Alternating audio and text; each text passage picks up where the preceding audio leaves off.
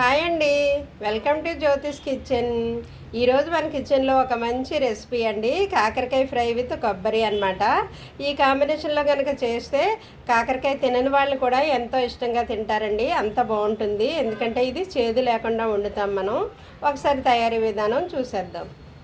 ఇదిగోండి, కాకరకాయ కొబ్బరి ఫ్రై కోసం నేను తీసుకున్న పదార్థాలు 2 అయితే కాకరకాయలండి, ఉల్లిపాయ అయితే 1, కొబ్బరికాయ 1 చిప్ప సరిపోతుంది అనమాట. ఇవి నేను తీసుకున్న పదార్థాలు కట్ చేసిన తర్వాత చూపిస్తాను.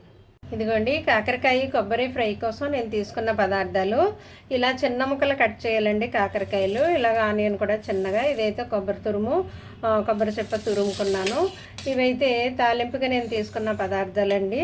ఇందులో నేను పల్లీలు, పచ్చిశనగపప్పు, తొక్క మినపప్పు, జీలకర్ర, ఆవాలు అన్నీ వేసానండి. మీరు కావాలంటే గుండుపప్పు వేసుకోండి, ఇలా అయినా వేసుకోవచ్చు, పర్వాలేదు. ఇదిగో వెల్లుల్లి, కరివేపాకు చిన్నగా కట్ చేశాను. ఎండుమిర్చి అయితే 2 తీసుకొని 2 ముక్కలుగా కట్ చేసి ఉంచాను. అయితే కొంతమంది కాకరకాయ చేదుగా తినడానికి ఇష్టపడరండి. అలాంటి వాళ్ళు కాకరకాయని కొద్దిగా ఉప్పు పసుపు వేసి దాన్ని ఇలాగా స్మాష్ చేసి కడిగేయాలన్నమాట. ఉప్పు పసుపు నీటిలో కొద్దిగా దాన్ని ఇలా ప్రెస్ చేసి అప్పుడు కడిగితే ఆ చేదు పోతుందండి. అందువల్ల నేను చూపిస్తున్నాను మీకు. కొద్దిగా పసుపు, అలాగే కొద్దిగా సాల్ట్ ఇలా వేసి కడగాలన్నమాట. కడిగితే అప్పుడు చేదు ఉండదు. మీరు చేదుగా తింటాను పర్వాలేదు కావాలనుకున్న వారు అలాగే వండుకోండి. ఒకవేళ మా పిల్లలు చేదు తినరు అనుకుంటే మీరు ఈ విధంగా ఉప్పు పసుపు వేసి కొద్దిగా వాటర్ వేసి దీన్ని ఇలా ప్రెస్ చేయండి. అప్పుడు ఈ రసం అంతా ఇందులో దిగిపోతుంది కదా. ఇలా ప్రెస్ చేసిన తర్వాత ఈ రసం దిగిపోయాక మళ్ళీ వాటర్ వేసి కడిగేయండి. అలా కడగడం వల్ల చేదు పోతుంది అనమాట. మీ పిల్లలు తినరు అనుకుంటే ఈ విధంగా చేయండి. ఒకవేళ మేము చేదు ఇష్టపడతాం తింటాం అనుకుంటే డైరెక్ట్గా ముక్కలు వేసేసి ఫ్రై చేసుకోవచ్చు, ఇలా కడగక్కర్లేదు. నేను 2 in 1 అలా చేసేవారికి ఇలా చేసేవారికి చూపిస్తున్నాను అనమాట. ఇదిగో చూసారా, వాటర్ ఇలా వచ్చేసింది. దీన్ని మనం నీళ్ళు వేసి కడిగేయాలన్నమాట. ఈ రసం ఇందులోకి వచ్చేస్తుంది కాబట్టి ఇది కడిగేస్తే అప్పుడు చేదు పోతుంది.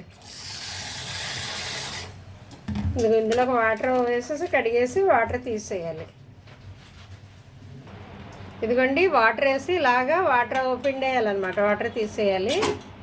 ఈ విధంగా మీరు వాటర్ తీసేస్తే అప్పుడు ఆ చేదంతా వాటర్లోకి వెళ్ళిపోతుంది.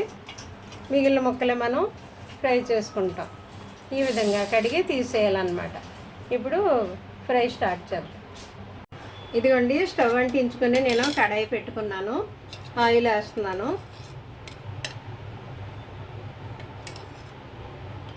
2 స్పూన్లు వేసానండి దీంతోనూ ఫుల్గాను. ఎందుకంటే మరి కాకరకాయ చేదుగా ఉండకుండా కొంచెం ఆయిల్ పడుతుంది అనమాట, లేదంటే 1 గరిటె వేసేదాన్ని.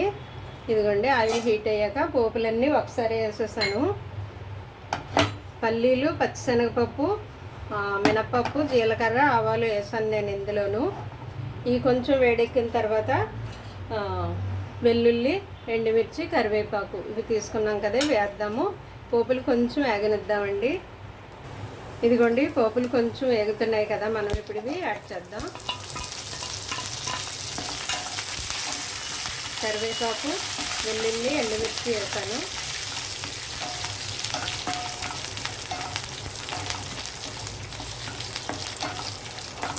ఇవి కొంచెం వేగిన తర్వాత మనం డైరెక్ట్ ఇవి వేద్దామండి. కాకరకాయలు కోసేటప్పుడు పైది చెక్కకూడదండి, తొక్క చెక్కకూడదు. లోపల గింజలు ముదిరిపోతే కనుక తీసేయాలి. ముదరకపోతే గింజలతోనే మనం చేసుకోవచ్చు. గింజలతో కట్ చేసేయచ్చు, ముదరకపోతే గింజలు. ముదిరిపోతే తీసేయాలి. ఈ పన్ను కింద పట్టుపట్లాడతాయి, బాగోదు తినడానికి కాకరకాయ గింజలు ముదిరిపోతేని. ఇదిగోండి, పోపులు వేగాయి కదా, నేను కాకరకాయ ముక్కలు యాడ్ చేస్తున్నాను.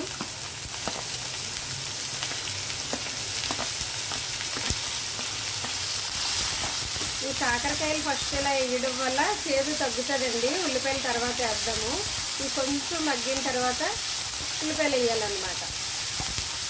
ఇప్పుడు ఇలా వేగేటప్పుడే మనం కొద్దిగా పసుపు వేద్దామండి. ఆల్రెడీ పసుపు వేసి మనం కడిగాం కాబట్టి కొద్దిగానే చాలు. తర్వాత దీనికి సరిపడా సాల్ట్ ఇప్పుడే వేసేయాలి. ఆల్రెడీ సాల్ట్ వేసి మనం కడిగాం కాబట్టి చూసుకుని వేయాలండి, ఎక్కువ సాల్ట్ పట్టదు, చూసుకుని వేయండి. ఎందుకంటే ఇందులో ఇంకా మనం ఆనియన్ వేస్తాము, కొబ్బరి కూర వేస్తాం కదా, వాటికి కూడా సరిపడా ఇప్పుడు వేసేయచ్చు అనమాట. ఇలా వేయడం వల్ల కాకరకాయ ముక్కలు త్వరగా మగ్గుతాయి. కొంచెం ఒక 1 మినిట్ ఇది ఇలా మగ్గిన తర్వాత అప్పుడు ఆనియన్ యాడ్ చేద్దామండి ఇందులోను. ఇదిగోండి 1 మినిట్ మగ్గాయి అనమాట ఈ కాకరకాయ ముక్కలు. ఇప్పుడు మనం ఆనియన్ యాడ్ చేద్దామండి ఇందులోకి. మీడియం సైజులో కట్ చేసుకోవాలి ఉల్లిపాయలు, మరి పెద్దగా వద్దు, మళ్ళీ ఆగవు.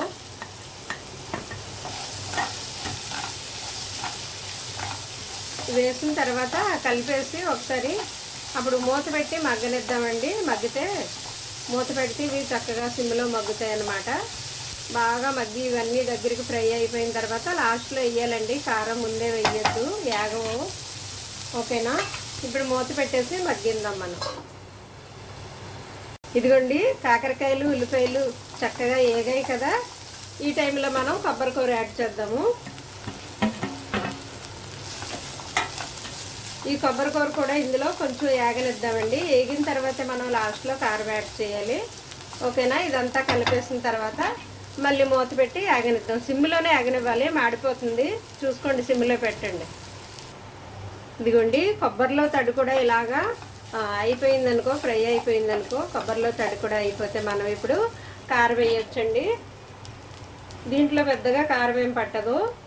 ఓకే, 1 స్పూన్ వేస్తున్నాను. మనం ఆల్రెడీ ఎండుమిర్చి చేసాం కదా, 1 స్పూన్ వేసి కొద్దిగా వేసాను. అయితే ఇందులో నేను టేస్ట్ కోసం కొద్దిగా జీరా ధనియా పౌడరు ఒకసారి అంతా కలిపేసి మళ్ళీ 1 మినిట్ మూత పెట్టి మగ్గనిద్దామండి. ఇది ఇలా చేయడం వల్ల ఇందులో తడేమీ లేదు కదా, ఒక 2 రోజులు నిల్వ ఉంటుందండి. ఫ్రిడ్జ్లో పెట్టకపోయినా 2-3 రోజులు బయట నిల్వ ఉంటుంది. మనం జర్నీస్ అది వెళ్ళినప్పుడు ఇలా చేసుకుని పట్టుకెళ్తే పాడవకుండా ఉంటుంది అనమాట. జర్నీస్లో తినడానికి బాగుంటుంది. ఇది మీరు పప్పు టమాటా వండుకున్నప్పుడు, పప్పుచారు, సాంబారు ఇలాంటి ఐటెం పెట్టుకున్నప్పుడు ఇది పక్కన సైడ్ డిష్గా బాగుంటుందండి. సైడ్ డిష్గా నంచుకోవటానికి బాగుంటుంది. ఇందులో చేదు కూడా తగ్గుతుంది. ఇది పొడి పొడిలాడుతూ నిల్వ కూడా ఉంటుందన్నమాట.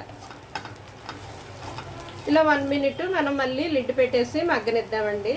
ఇంకా అయిపోయింది, ఫైనల్కి వచ్చేసింది 1 మినిట్. ఇదిగోండి 1 మినిట్ మూత పెట్టి మగ్గనిచ్చిన తర్వాత నేను ఫైనల్గా లాస్ట్లో కరివేపాకు తరిగండి. కరివేపాకు చిన్నగా కట్ చేసుకున్నాను నేను. ఇది వేస్తున్నాను. మీరు అబ్జర్వ్ చేశారా, నేను ప్రతి దాంట్లో కొత్తిమీర వేస్తాను లాస్ట్లో, దీంట్లో మాత్రం కరివేపాకు వేస్తున్నాను. ఈ ఫ్లేవర్ బాగుంటుందండి, దీంట్లోకి కరివేపాకే బాగుంటుంది అనమాట. అందువల్ల లాస్ట్లో కూడా నేను కరివేపాకు కట్ చేసి చిన్నగా కరివేపాకు తరుగు వేసాను, కొత్తిమీర వేయలేదు.